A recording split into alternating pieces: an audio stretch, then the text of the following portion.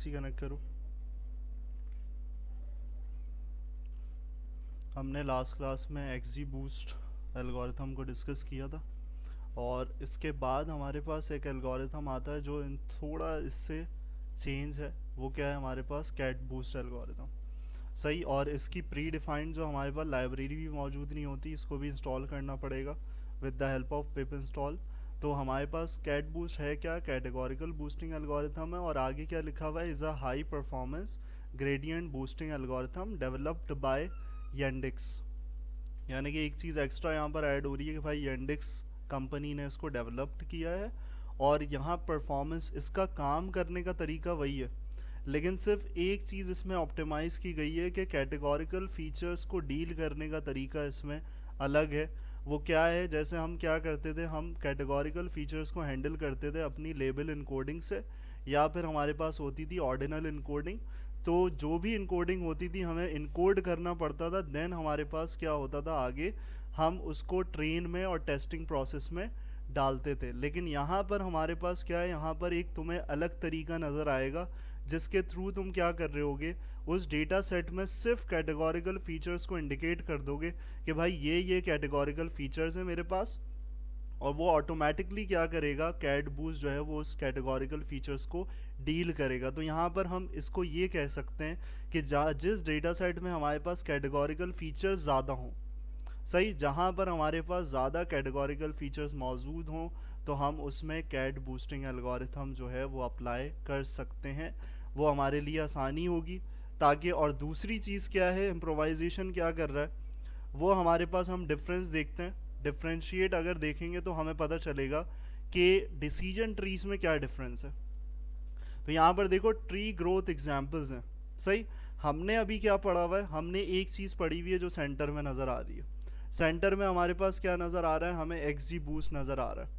और हमारे पास जो ग्रोथ होती थी डिसीजन ट्री की, वो कैसे होती थी? वो हमारे पास कुछ इस तरीके से होती थी कि भाई पहला हमारे पास फीचर आ रहा है x7, और नीचे उसमें क्या हो रहा है, हमारे पास चाइल्ड्स आ रहे हैं। चाइल्ड्स x3 है, x5 है, यानी कि अलग अलग नोड्स बन रहे हैं, और कॉलम्स पे क्या कर रहा है, कंडीशंस बना रहा है। तो अब यहाँ पर तुम्हारे पास काम जो चल रहा होता था वो कैसा चल रहा होता था? Depth wise. डेप्थ वाइज क्यों कह रहे हो? क्योंकि यहाँ अलग कंडीशन है, यहाँ पर अलग कंडीशन है। वो कैसे पता चल रहा है? ग्रेटर देन 0.33 और यहाँ पर लेस देन 0.43, अलग अलग पैरामीटर्स पे काम कर रहा है। लेकिन अगर यहाँ पर कैट बूस्ट में देखो डिफरेंस, तो यहाँ क्या हो रहा है, यहाँ हमारे पास सिमेट्रिक चल रहा है। सिमेट्रिक का मतलब क्या होता है? सिमेट्रिक का मतलब होता है रॉ वाइज। किस तरीके से? यहाँ पर जो कंडीशन बन रही है नोड की, पैरेलली वहाँ पर भी बनेगी। यानी कि इधर अगर देखो तो यहाँ पर भी x3 आ रहा है, इसका मतलब है फीचर सेम है, कंडीशन भी सेम है, और यहाँ पर भी क्या हो रहा है, यहाँ पर भी सेम डेप्थ जा रही है।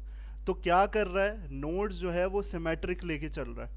तो जब ऐसी कंडीशन हो जाती है तो यहाँ पर जो एक पॉइंट लिखा हुआ है क्या, optimise for categorical features and avoids common pitfalls like overfitting. यानी कि वो जो एक्सजी बूस्ट एरर हैंडल कर रहा था उससे ज़्यादा बेहतर क्या हो सकता है, कैट बूस्ट में, और आउटपुट ज़्यादा बेहतर हो सकता है। क्यों?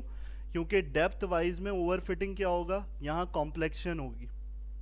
अगर मैं सेम ट्री की डेप्थ रखूँ, यहाँ पर भी डेप्थ सेम रखूँ, यहाँ पर भी डेप्थ सेम रखूँ, लेकिन डिफरेंस क्या होगा कि यहाँ हमारे पास कंडीशंस कम बनेंगी और यहाँ पर कंडीशंस क्या होंगी, कॉम्प्लेक्शन पे बढ़ाएंगी।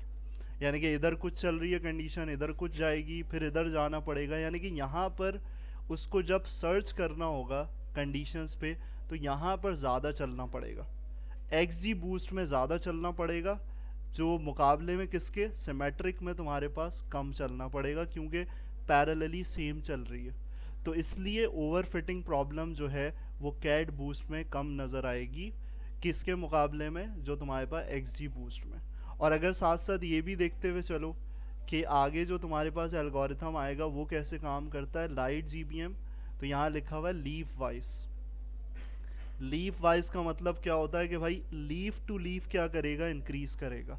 तो यहाँ देखो, यहाँ पर इस साइड पे कोई कॉलम नज़र नहीं आ रहा है, इसका मतलब है पहले लीफ ग्रो करेगा, x3 जो है वो लीफ है, फिर उसके आगे मजीद लीफ बर्ड है। सही। तो एक लीफ पूरा कंप्लीट होगा जब जाके तुम्हारे पास दूसरे लीफ पे कहानी आएगी कि इस साइड वाले पे स्टार्टिंग करनी है, यहाँ पर बाद में आएगा। तो डेप्थ वाइज में क्या हो रहा होता है, पैरेलली पहले यहाँ, फिर यहाँ, फिर यहाँ पर, फिर यहाँ पर। यहाँ क्या हो रहा है, पहले पूरा एक साइड कंप्लीट करे, लीव पूरी आए, और फिर उसके बाद यहाँ पर एक साइड कंप्लीट करे। और यहाँ क्या है, यहाँ पर भी सेम है, लेकिन डिफरेंस क्या है, यहाँ पर दोनों एक जैसी चीज़ें चल रही है कंडीशन। तो कैट बूस्टिंग का यही एडवांटेज है। तो अगर इन तीनों में कोई पूछे, इंटरव्यूअर तुमसे पूछता है कि भाई इन तीनों में सबसे बेस्ट क्या है, वो कैट बूस्ट है। यहाँ पर तुम्हारे पास ओवरफिटिंग के होने के चांसेस जो हैं वो कम होंगे। क्लियर है? यहाँ दोनों सेम है, बस काम करने का तरीका अलग है। यहाँ ये अलग है कि भाई ये लीफ वाइज चल रहा है, और ये हमारे पास डेप्थ वाइज चल रहा होता है, एक के बाद एक कंप्लीट करते हुए। सही। तो ये तुम्हारे पास कैट बूस्ट का पूरा पैटर्न है। और इसके लिए हमने डेटा सेट भी एक अलग लेना है, एक अलग डेटा सेट लेंगे और उसमें देखेंगे हमारे पास किस तरीके से कैट बूस्ट वर्क करता है। तो मैं यहाँ पर आता हूँ मशीन लर्निंग के अंदर, और सुपरवाइज लर्निंग में आ जाते हैं रिग्रेशन में, और यहाँ पर हम ले लेते हैं कैट बूस्ट रिग्रेशन। और इसमें एक डेटा सेट जो लिया हुआ है वो क्या है, वो है लाइफ एक्सपेक्टेंसी। यानी कि हम क्या प्रेडिक्ट करें, हम ट्रेन कर रहे हैं अपने डेटा सेट को कि भाई उसका सारा बिहेवियर देख रहे हैं रिकॉर्ड्स में, कि वो कहाँ का रिहायशी है, क्या है, कब से रिहायशी है, एयर स्टेटस क्या है। और लाइफ एक्सपेक्टेंसी एक कॉलम हमारे पास मौजूद है, और उसके आगे डिफरेंट कॉलम्स हमारे पास डेटा सेट में मौजूद हैं, जिससे हम क्या कर सकते हैं, हम प्रेडिक्ट कर सकते हैं कि भाई उसकी लाइफ एक्सपेक्टेंसी कितनी होगी। क्लियर? अल्कोहल का इस्तेमाल क्या है, वो है इन्फेंट डेथ्स, एडल्ट मॉर्टेलिटी। तो यहाँ पर क्या है, यहाँ पर कंट्री के हिसाब से कि भाई कहाँ कितनी लाइफ एक्सपेक्टेंसी है, किस कंट्री में, किस ईयर में कहाँ पर लाइफ एक्सपेक्टेंसी रहती है, कितनी रहती है, तो उसको हमने क्या करना है, प्रेडिक्ट करना है। तो यहाँ पर सारी चीज़ें, सारा डेटा तुम्हारे पास है, कॉलम्स मौजूद हैं यहाँ पर इस तरीके से। पॉपुलेशन कितनी है कंट्री में, तो कंट्री वाइज तुम्हारे पास क्या हो रहा है, कंट्री वाइज सारा तुम्हारे पास इस तरीके से पैटर्न चल रहा है कि हम कंट्री के अकॉर्डिंगली देख रहे हैं कि भाई कहाँ पर कितनी लाइफ एक्सपेक्टेंसी रहती है। सही। तो हमारा प्रिडिक्टेड वेरिएबल कौन सा होगा, ये जो तुम्हें नज़र आ रहा है 65 का मतलब है 65 ईयर्स। सही। और 59.9 का मतलब है 59.9 ईयर्स। सही। 9 मंथ्स। सही। आगे काउंट हो सकते हैं। तो ये पूरा तुम्हारे पास सारा चल रहा है, सारा रिकॉर्ड है, एक्सपेंडिचर्स हैं, यहाँ पर HIV जो होता है, एड्स, क्या रेशो चल रहा है कंट्री के अंदर। तो ये सब चीज़ें तुम्हारे पास यहाँ पर पूरा डेटा मौजूद है, स्कूलिंग है, सब चीज़ें आ रही हैं। तो हमारे पास डेटा सेट, और हम क्या कर रहे हैं, हमने यहाँ पर लिया किस लिए, तो यहाँ देखो हमें कितने कैटेगोरिकल फीचर्स नज़र आ रहे हैं। लेफ़्ट साइड पे 3 कैटेगोरिकल फीचर्स हैं, यानी कि हमें इसको तुम यहाँ पर जब देखोगे तो तुम्हें कहीं इनकोडिंग होती हुई नज़र नहीं आएगी। हमें क्या करना होगा, हमारे पास तीनों जो हैं वो क्या हैं, वो नॉमिनल हैं। हमारे पास नॉमिनल कैटेगोरिकल वेरिएबल्स हैं, ऑर्डिनल नहीं है कोई भी। क्लियर? तो यहाँ पर हमें लेबल इनकोडिंग अप्लाई करनी चाहिए थी, लेकिन यहाँ ज़रूरत नहीं पड़ेगी। सही। तो डेटा सेट हमने क्या दिया, शेप देख लिया, यहाँ पर हमारे पास इतना है, रिकॉर्ड्स 2938 और 22 कॉलम्स। और यहाँ पर देखो एक चीज़ है, यहाँ या तो तुम शीट में सही कर लेना, यहाँ देखो स्पेस आ रहा है, स्पेस का मतलब है जब तुम कॉलम रखने जाओगे तो वहाँ पर क्या होगा, स्पेस दे के तुम्हें बताना पड़ेगा, तो तुम शीट में सही करके उसको आगे उस तरीके से प्रोसेस कर लेना। तो यहाँ पर क्या है, यहाँ पर हमने लिस्ट में देख लिया ताकि हमारे पास सारी लिस्ट आ जाए, और देन हमने क्या किया, लीनियर पैटर्न जो चेक करते हैं वो हमने देख लिया। तो देखो डेटा सेट में हमारे पास पूरा नॉन लीनियर पैटर्न नज़र आ रहा है हर कॉलम पे। हर किसी में किससे देख रहे हो, लाइफ एक्सपेक्टेंसी से देख रहे हो। सही। हर उसमें तुम वाई लेवल पे लाइफ एक्सपेक्टेंसी रख रहे हो, तो तुम्हें उससे कॉम्बिनेशन नज़र आ रहा है। तो यहाँ पर आ जाते हैं डायरेक्ट हमारे पास, और दूसरी इम्पॉर्टेंट चीज़ कि भाई नल वैल्यूज़ चेक करनी है। ये तुम्हारा डायरेक्टली कोई प्री प्रोसेस डेटा नहीं है, तो इसमें ड्रॉप NA किया हुआ है, और हमने NA वैल्यूज़ को ख़त्म करके इसको किया हुआ है क्लीन। तो यहाँ पर तुम्हारे पास क्या आ रहा है, 1649 तुम्हारे रिकॉर्ड्स आ रहे हैं। क्लियर? और यहाँ पर हम क्या कर रहे हैं, सेम x और y, x में से हम क्या करते हैं, ड्रॉप करते हैं y प्रेडिक्टेड को, और यहाँ पर हम क्या करते हैं, यहाँ पर इन्वॉल्व करते हैं y के अंदर। तो ये शेप कुछ इस तरीके से नज़र आ रहा है हमें। और यहाँ हमने ट्रेनिंग और टेस्टिंग दी। अब देखो बीच में क्या नहीं आया, बीच में हमारे पास इनकोडिंग नहीं आई। इनकोडिंग अभी तक हमने करी नहीं है। क्लियर? तो इनकोडिंग में बाकी सारे एल्गोरिथम इनकोडिंग को डिमांड करते हैं, लेकिन ये खुद डील करेगा। क्लियर? तो यहाँ पर आकर मेन पार्ट यही है इसका, कैट बूस्ट का। तो यहाँ हमने एक्स ट्रेन देख लिया, एक्स टेस्ट देख लिया, और इसी तरीके से हमारे पास वाई ट्रेन और वाई टेस्ट। यहाँ एक चीज़ जो है, जो स्टार्ट में मैंने बोला था कि भाई ये कैट बूस्ट तुम्हारा बिल्ट इन नहीं है, तो इसके लिए तुम्हें क्या करना पड़ेगा, इसके लिए तुम्हें यहाँ पर इंस्टॉल करवाना पड़ेगा कैट बूस्ट को। तो इंस्टॉलेशन रिक्वायर्ड है, और कैसे करोगे, यहाँ पर देखो किस तरीके से करना है। यहाँ हमारे पास पिप लिखा जाता है, जैसे अभी हडूप में भी देखा है, तो लेकिन नॉट लगाया जाता है। जब भी गूगल कोलैब पे करते हैं या एनाकोंडा पे करते हैं तो वहाँ नॉट अप्लाई किया जाता है। तो ये एक्सक्लेमेशन मार्क पिप इंस्टॉल नमपाई और कैट बूस्ट। अब ये ऊपर वाली लाइन क्यों कर रहे हो, यहाँ पर तुम्हारे पास सिर्फ तुम्हें ये करना होगा, इसको नहीं करोगे। सिर्फ तुम्हें ये करना है, क्यों? क्योंकि नमपाई और इसका वर्जन सेम होना चाहिए। तो ये इनकम्पैटिबिलिटी आ जाएगी अगर तुम ये करते हो direct pip install cat boost, तो वो ये बोलेगा कि नमपाई और कैट बूस्ट का वर्जन मैच नहीं कर रहा। क्लियर? तो यहाँ पहले अनइंस्टॉल कर देना है नमपाई को, और देन तुमने क्या करना है, दोनों को एक साथ करना है ताकि दोनों कंपैटिबल वर्जन्स तुम्हारे पास इंस्टॉल हो सके। क्लियर? तो यहाँ पर इस तरीके से पहले ये वाला काम किया, और देन यहाँ पर तुम्हारे पास तुम ये कर पाओगे तुम्हारा कैट बूस्ट रिग्रेसर। और देन तुम्हारे पास एक नई चीज़ आ रही है, क्या नज़र आ रहा है तुम्हें, पूल। तो ये जो पूल है यही वो मेथड है जो तुम्हारे कैट फीचर्स को डील कर रहा है। तो यहाँ पर देखो नीचे क्या किया हुआ है, ये इंपॉर्टेंट लाइन है कि तुमने यहाँ पर जो मेन पार्ट है वो यही है कि यहाँ तुमने देखो दो बनाए हुए हैं, पूल ट्रेन और पूल टेस्ट, क्योंकि एल्गोरिथम को यही देना होगा। और यहाँ क्या किया है, यहाँ पर तुमने वैसे ही अकॉर्डिंगली डेटा पास किया है, एक्स ट्रेन वाई ट्रेन, लेकिन यहाँ क्या कर रहे हो, यहाँ पर एक चीज़ डाल रहे हो, कैट अंडरस्कोर फीचर्स। और किस लिए डाल रहे हो, ये अपने कैटेगोरिकल फीचर्स को बताने के लिए। मेरे डेटा सेट में 3 कैटेगोरिकल फीचर्स हैं, तो मैं 3 पास करूँगा। जितने भी कैटेगोरिकल फीचर्स होंगे वो यहाँ पर आएंगे। क्लियर? और यहाँ टेस्ट के अंदर क्या करना है, टेस्ट के अंदर हमारे पास सिर्फ एक्स टेस्ट जाएगा, वाई टेस्ट हमारे पास नहीं जाएगा, क्योंकि वाई टेस्ट तो हमारे पास क्या करना है, हमने प्रेडिक्टेड वैल्यू है जो हाइड होनी चाहिए, तो वो हम यहाँ पे पास नहीं कर रहे। और यहाँ कैट फीचर्स अगेन वैसे ही हम यहाँ पर कैटेगोरिकल फीचर्स दे रहे हैं। बात समझ में आ रही है? तो अभी जो तुम्हें नीचे पास होता हुआ नज़र आएगा मॉडल में, तो वो ये वाली पास करोगे तो एरर देगा, क्योंकि तुमने कन्वर्जन ही नहीं करी है, पूल को इस्तेमाल ही नहीं किया है। तो यहाँ पर नीचे क्या करना है, यहाँ पर आकर तुम्हारे पास तुम्हारा ये फंक्शन आएगा कैट बूस्ट रिग्रेसर, और यहाँ पर हमारे पास ये डिफरेंट पैटर्न्स आ रहे हैं। क्या क्या चीज़ें आ रही हैं, आइट्रेशंस सेम पार्ट है, जैसे ग्रेडियंट बूस्टिंग में था, एक्सट्रीम ग्रेडियंट बूस्टिंग में था, जो एक्सप्लेन करता हुआ आ रहा हूँ। इसका मतलब है एरर रिजॉल्विंग कितनी दफ़ा चलेगी, 500 टाइम्स। वो लर्निंग रेट लेता रहेगा और मॉडल्स बनते जाएंगे और एरर्स को क्या करता रहेगा, कम करता रहेगा। 500 आइट्रेशंस दिए, और लर्निंग रेट कम रखा है, डेप्थ रखी है हमने 6, सिमेट्रिक काम करेगा। ये एडिशनल पार्ट तुम्हारे पास क्या है, loss function. Loss function pre defined भी हो सकता है और तुम ऐड भी करवा सकते हो। और किस लिए है, ये इसलिए है कि तुम्हारी रूट मीन स्क्वायर्ड एरर को मिनिमाइज करने के लिए।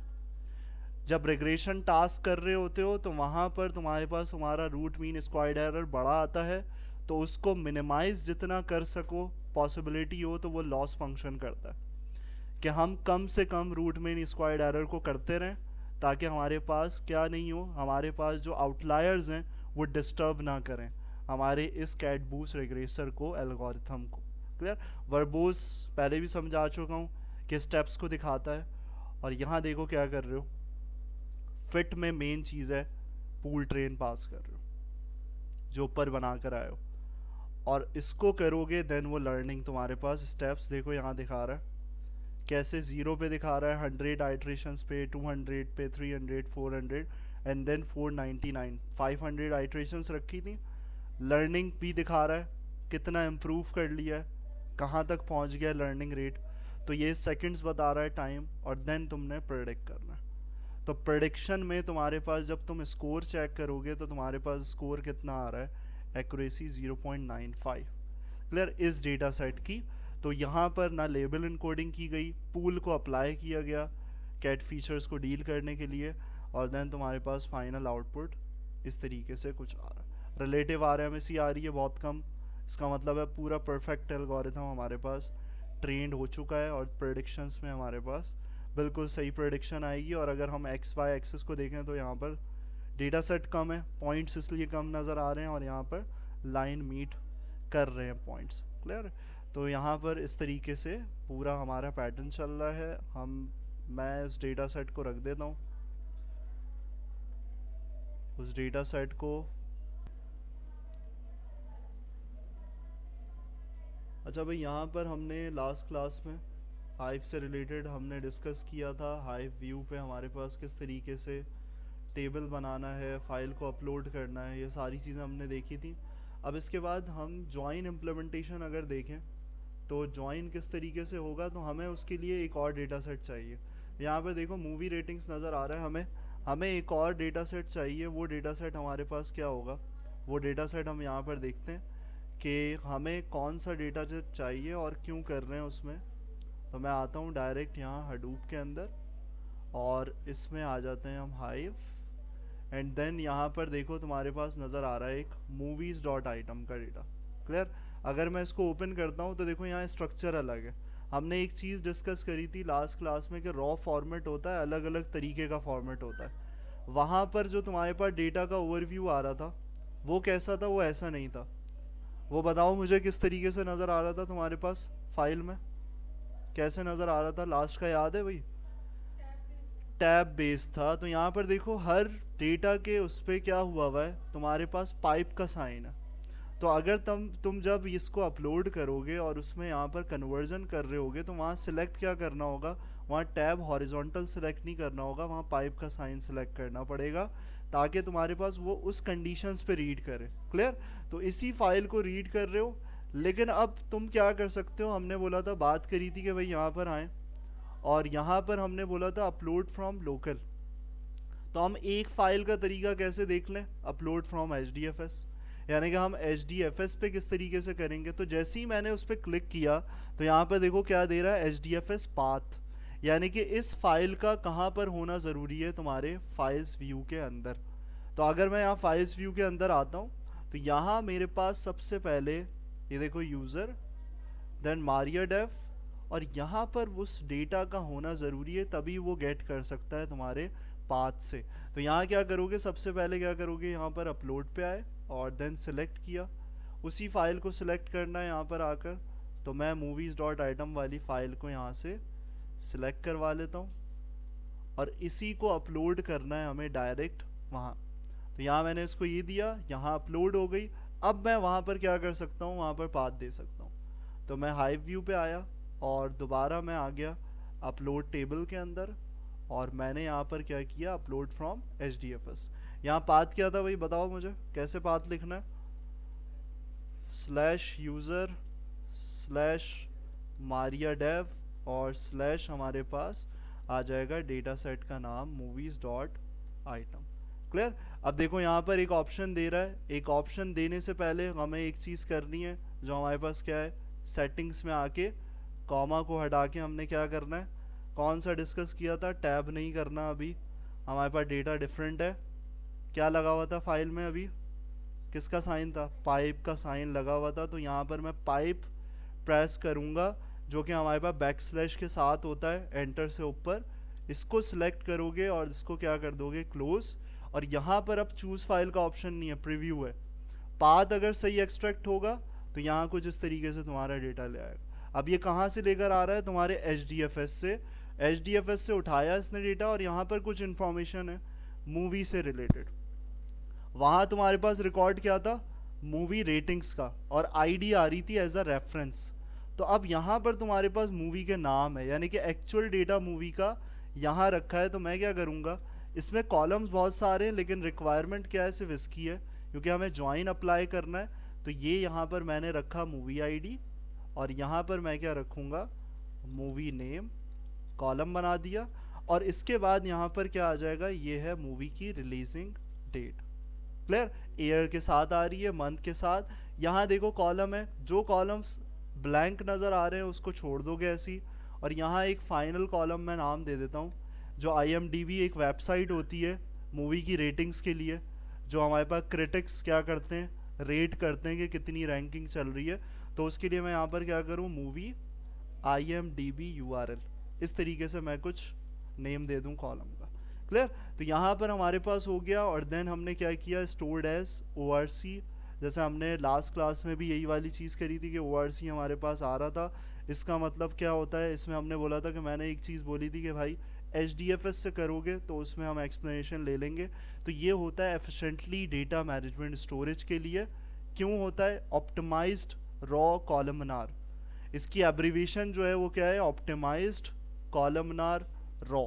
क्लियर, तो यहाँ पर इसको तुमने सिलेक्ट करते हुए यहाँ पर आना है और मूवी रेटिंग एनालिसिस पे आ जाना है। और यहाँ क्या है, लास्ट स्टेप वही करना है। अब देखो मैं कॉलम्स छोड़ते हुए जा रहा हूँ, ये ऐसे ही रहने देना, इसमें कोई नहीं, बहुत सारे कॉलम्स हैं, तो हमें सिर्फ उसकी रिक्वायरमेंट है। और देन हम क्या करेंगे, अपलोड टेबल पे क्लिक कर देंगे डेटाबेस को सिलेक्ट करते हुए।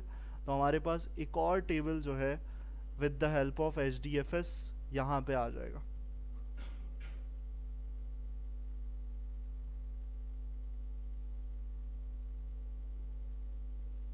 सही, तो यहाँ पर अपलोडेड सक्सेसफुली।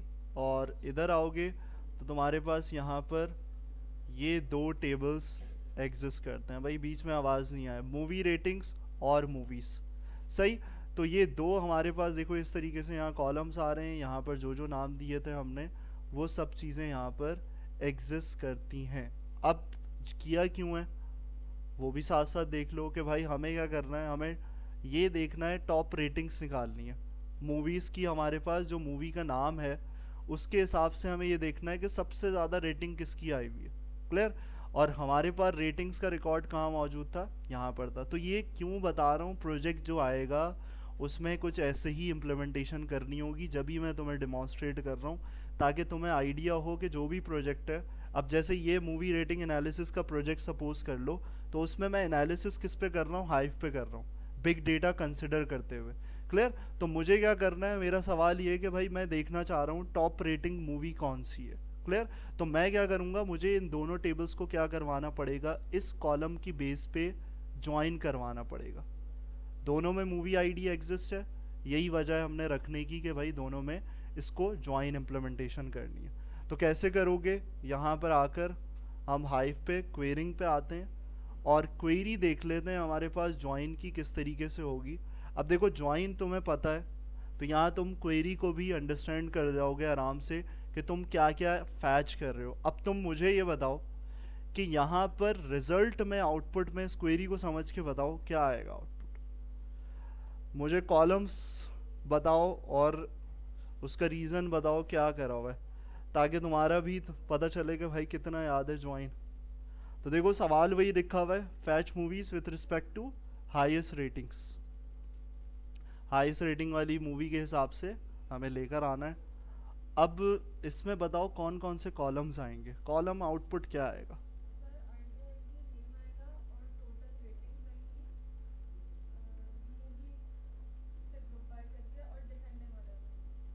सही, अब तला तुम बताओ डिसेंडिंग ऑर्डर में क्यों लेकर आ रहे हैं।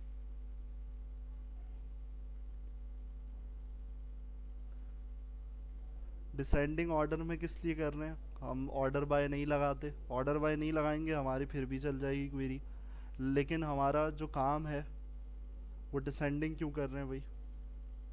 अब्दुल राफे तुम बताओ।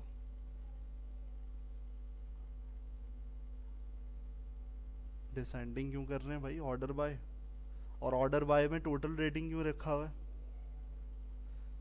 तबशीर, मानूर, ज़्यादा जिस मूवी की रेटिंग है वो टॉप में आना चाहिए ना। मैं टेबल निकाल लूँ और उसके बाद नीचे वाली मूवी मैं जो मेरा टारगेट है उसको ही नीचे देखने जाऊँ तो कोई फ़ायदा नहीं है। तो हमें ऑर्डर बाय करना है टोटल रेटिंग से। किस लिए? कि भाई जो रेटिंग टॉप पे आए, डिसेंडिंग में आएगी तो वो उल्टा आएगी, सबसे लार्जेस्ट रेटिंग टॉप पे दिखाएगा, तो वो नंबर ऑफ रेटिंग्स काउंट हो जाएंगी। यही तो हमारा टारगेट है। तो मूवी भी टॉप पे आनी चाहिए, तो इसलिए ग्रुप बाय किया हुआ है यहाँ पर ये वाली लाइन। किससे किया हुआ है? मूवी आईडी और मूवी नेम से। यहाँ एडिशनल कॉलम भी ऐड कर सकते हो, मूवी डेट। तो वो क्या होता है रीज़न, कि अगर मैं मूवी डेट निकालना चाहूँगा, यहाँ लिख दूंगा मूवी डेट, तो नीचे भी क्या करना पड़ेगा? ग्रुप बाय में रखना पड़ेगा। एसक्यूएल और माई में ऐसे ही काम होता है। यहाँ पर भी ऐसी, अगर तुम सिर्फ ऊपर दोगे नीचे नहीं दोगे, एरर देगा कि भाई इसको नहीं पता मूवी डेट का कॉलम एग्जिस्ट करता है या नहीं करता। क्लियर है? तो यहाँ पर हमने क्या करना है, हमने इसी क्वेरी को लेना है और यहाँ पर लाकर हाइव पे एग्जीक्यूशन दे देनी है इस तरीके से। डेटाबेस सिलेक्ट कर लेना है हमने यहाँ पर मूवी रेटिंग एनालिसिस, और देन आके यहाँ पर हमने क्या करना है, इसको एग्जीक्यूट यहाँ से करवा देना है। तो कॉलम्स, ख्याल रहे हमारे पास कॉलम्स ऐसे ही होने चाहिए। इसी तरीके से हमारे पास सारा पूरा पैटर्न ऐसे ही मौजूद होना चाहिए, तब जाके होगा सही। अब बताओ एरर क्यों दे रहा है भाई?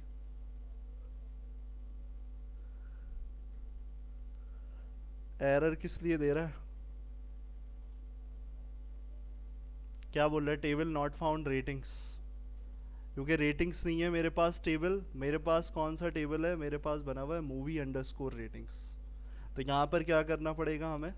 यहाँ पर रखना पड़ेगा मूवी अंडरस्कोर रेटिंग्स, और देन ज्वाइन करके मूवीज सेकंड टेबल, यही आ रहा है। और ग्रुप बाय करके हमारे पास सारा काम वैसे ही होगा। और कॉमा का भी एरर है यहाँ पर, कॉमा, अच्छा ये एरर नहीं है, कॉमा आगे रखा हुआ है काम। एग्जीक्यूशन दोबारा करते हैं और हमारे पास आउटपुट देखते हैं कि क्या आउटपुट आ रहा है यहाँ पर। अच्छा अभी भी आउटपुट नहीं आ रहा है, इनवैलिड कॉलम रेटिंग। अभी भी किसका मसला है? रेटिंग्स है। यहाँ पर हमारे पास फर्स्ट टेबल में रेटिंग्स मौजूद है।